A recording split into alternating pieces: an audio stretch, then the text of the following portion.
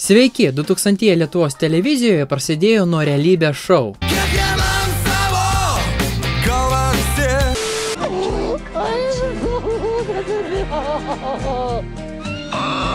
Stano, Alanas Chošnau, Vilija, Radžis, Andrius Remiškis, Merūnas, Mino. Visi jie išpopuliarėjo dėka televizinio realybės šou.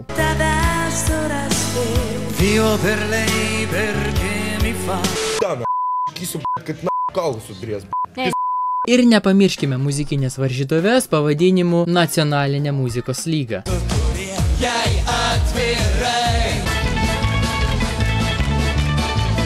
Tai buvo tiek populiaru, kad mano kambarys visas buvo apkabintas atlikėjo plakatais. Ir netgi man teko pabuvoti NML studijoje. Man buvo maždaug 8 metai, 2 klasė. Ну что делаешь?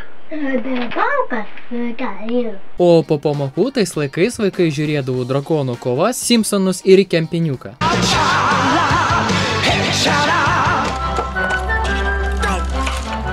Ar pasiruošę vaikai? Taip, kapitone. Šiek tiek vėliau pradėjau žiūrėti humoro laidas, o humoras Lietuvos televizijoje klestėjo visada.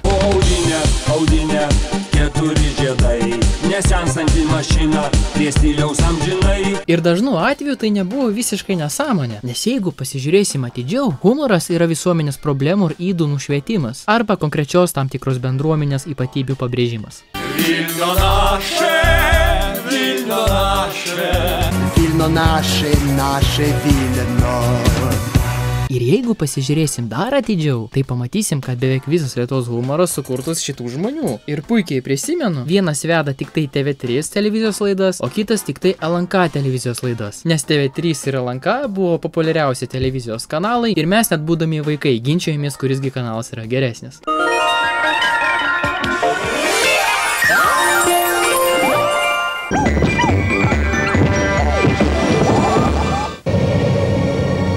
Negalime pamiršti ir lietuviškų serialų. Vienas pačių populiariausių – Moteris meluoja geriau. Kostė! Mums reikia pasikalbėti! Staiga išpopuliarėjo banditų tematika. Pasmerkti, prakeikti, nemylimi. Nežinau, kuo jie skiriasi, bet žiūrėjau. Рот компот. Тупо дело. Иисус нахрен. Turiu pripažinti, kad be LNK ir TV3 dar buvo populiarus BTV. Ten rodė visokius rusiškus ir nerusiškus boivykus. Mano dėdė žiūrėjo boivykus, o aš žiūrėjau Muchtaro sugrįžimą.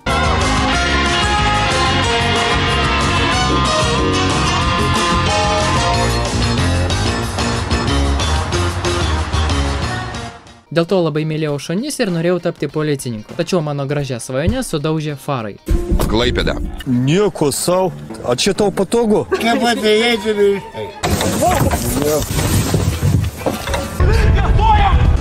Gulam! Ką? Tai atsikunk, gaiščiuk, aš nieko nesakiau. Čia mano draugas, Blogiau už farus buvo tik TV pagalba ir 24 valandos. Čia yra sena moteris, negalima. Grįžkim prie ko nors linksmesnio. Kitas. 18 metų ir gyvenu Kaune.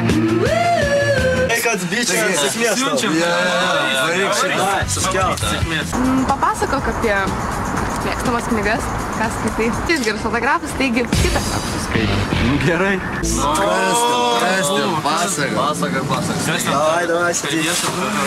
Aišku, negalima nepaminėti ir begalinių pramoginių šou.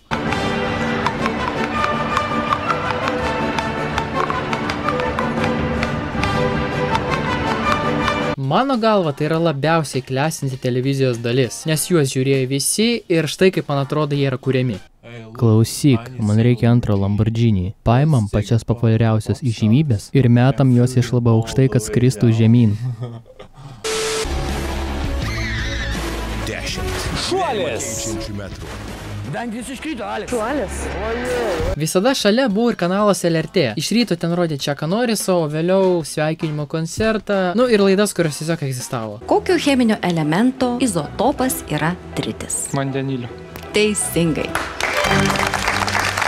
Laida klausimėlis. Visada maniau, kad žmonės iš tikrųjų tokias nesąmonės atsakinėja. Tačiau dabar man atrodo, kad vis dėlto atsakymai yra surežisuoti. Gal girdėjot, smegenys sudarytos iš 2 tokių dalių? 2 pusgalvių. Iš pusgalvių. Šitie puskubiliai šitie, taip. Ir nori to ar nenori, net mano mačiutė nekalbantį lietuviškai žiūrėjo Gero ūpo ir Teloloto. Lietuvėla, lietuvėla, kaip tave breliai suvėla. Na, žiūrime į ekraną ir taip! Jūsų rankas atiduodami 100-ąjį Teleloto milijoną! Jūs! Ir netgi lietuviškai nekalbančios mačiutės kartais pajungdavo lietuvišką žydrai žiburėlį. Ой, хорошая вина. Но я бы... Артура ir Sergejų, Maksimą ir Andrėjų. И 2 таблетки шипучего аспирина. И с ног валит.